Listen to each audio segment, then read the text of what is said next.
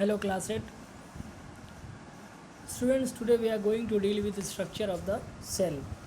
देखिए सेल का जो पूरा स्ट्रक्चर है ये हम लोग कई बार पढ़ चुके हैं पीछे क्लासेस में। स्ट्रक्चर यहाँ पर दिया हुआ है।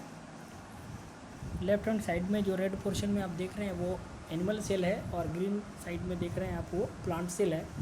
ये बहुत कॉमन सा स्ट्रक्चर है। हालांकि जो एनिमल सेल आप देख रहे हैं इसके अंदर कुछ भी सेल ऑर्गेनल्स को उतना दिखाया नहीं है इसने।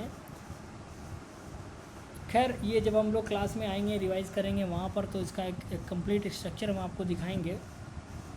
लेकिन अभी यहाँ पर हमको जो पढ़ना है वो है स्ट्रक्चर ऑफ सेल में हमको सबसे पहला चीज़ पढ़ना है सेल मेम्ब्रेन।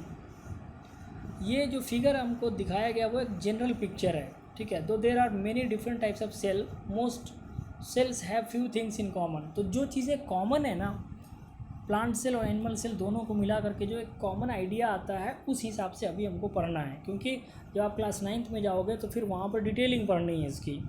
तो इसलिए यहाँ पर लगभग 6 ऐसे पॉइंट्स दिए हुए हैं। आप अगर देखें सेल मेम्ब्रेन, सेल वॉल, फिर cytoplasm, nucleus, plastids and vacuoles, इन 6 चीज़ों में 3 चीज़ों को मैं आज डील करूँगा, 3 को नेक्स्ट उसमें डील करूँगा। तो सबसे पहला है सेल मेम्ब्रेन। आप समझिए सेल मेम्ब्रेन क्या है। A cell is genetic essentially a tiny bag of living matter. ये एक लिविंग मैटर का छोटा सा बैग है। Covering of this bag is called the cell membrane या प्लाज्मा मेम्ब्रेन। CM या PM दोनों कह सकते हैं आप इसको, सेल मेम्ब्रेन या प्लाज्मा मेम्ब्रेन, CM PM दोनों है ये। अब इनके काम क्या है। It maintains the shape and size of the cell and protects its content. देखिए ये फंक्शन है, मेंटेन करते हैं शेप एंड साइज़ को सेल के, और दूसरा प्रोटेक्ट करते हैं इसके कंटेंट को। किस चीज़ से? बाहरी किसी भी तरह के कांटेक्ट को। अब ये एक्ट करते हैं लाइक सेंट्री। सेंट्री आप समझते हैं, जो गेट पे खड़ा होता है ना एक आदमी, दरबान, गेटमैन, ये उसकी तरह से भी फंक्शन करता है। तीसरा फंक्शन है ये। पहला क्या था, मेंटेन करता है शेप एंड साइज़ को। दूसरा ये प्रोटेक्शन देता है इसके कंटेंट को। तीसरा ये गेटमैन की तरह से ये फंक्शन करता है, जो ये अलाउ करता है something to enter and leave the cell and stopping the others. कुछ लोगों को, मतलब लोगों में मेरा मतलब चीज़ें, कुछ चीज़ों को ये इंटर करने देता है और बाहर भी जाने देता है, और कुछ चीज़ों को ये पूरी तरह से रोक देता है। एग्जाम्पल अगर आप देखेंगे तो ऑक्सीजन को ये अलाउ करता है न्यूट्रिएंट को पास करने के लिए सेल के अंदर, और वेस्ट मटेरियल को पास आउट होने के लिए भी इजाज़त देता है। तो इसको इसलिए इस काम के लिए इसका एक अलग नाम दिया जाता है सेलेक्टिवली परमिएबल मेम्ब्रेन, SPM।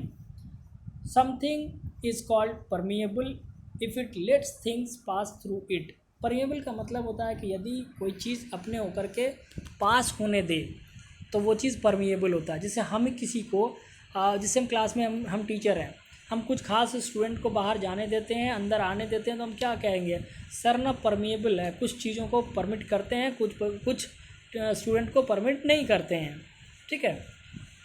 दूसरा एक इम्पॉर्टेंट पार्ट आता है इसका सेल वॉल। देखिए सेल वॉल के बारे में सबसे पहली बात बता दूं कि ये एनिमल सेल में नहीं पाया जाता है, ठीक है। ये कहाँ पाया जाता है? प्लांट सेल में। इसलिए इसका पहला लाइन शुरू होता है plant cell have an additional protective wall called the cell wall.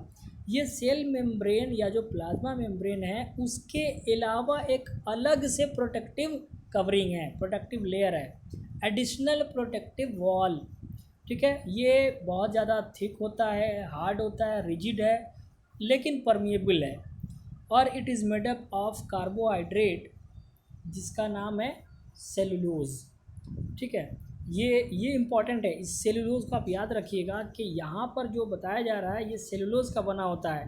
हालांकि क्लास 9 में हम लोग पढ़ेंगे कई जगह सेल वॉल चिटिन का बना होता है, तो यहाँ पर सेलुलोज एक कार्बोहाइड्रेट है, ठीक है। उसके बाद आइए लास्ट इसका हम साइटोप्लाज्म आज डील करेंगे, उसके बाद कल फिर देखेंगे बाकी तीनों चीज़ को। उसके बाद है cytoplasm. The matter inside the cell membrane is called cytoplasm. ये जो सेल के अंदर सेल मेम्ब्रेन के अंदर जो पूरा मैट्रिक्स है, वो जो लिक्विड है, वो पूरा मैटर कहलाता है cytoplasm. It consist of a jelly like fluid with various structure.